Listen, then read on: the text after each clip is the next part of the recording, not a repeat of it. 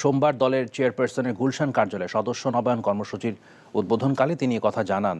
অনুষ্ঠানে ভার্চুয়ালি যুক্ত হয়ে ভারপ্রাপ্ত চেয়ারম্যান বলেন, দল পুনর্গঠন না করা গেলে দেশ পুনর্গঠন করা সম্ভব নয়। ইমরুল হাসানের রিপোর্ট। সোমবার থেকে সদস্যপদ নবায়ন শুরু করেছে বিএনপি।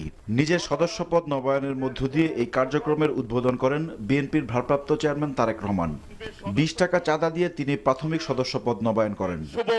এ সময় তারেক রহমান বলেন, অন্য সব সেক্টরের মতো ফ্যাসিবাদী শাসনে নিষ্পেষিত হয়েছে বিরোধী রাজনৈতিক কর্মীরাও। সদস্যপদ নবায়ন কার্যক্রম দলকে পুনর্গঠনের সুযোগ বলে উল্লেখ করেন তিনি।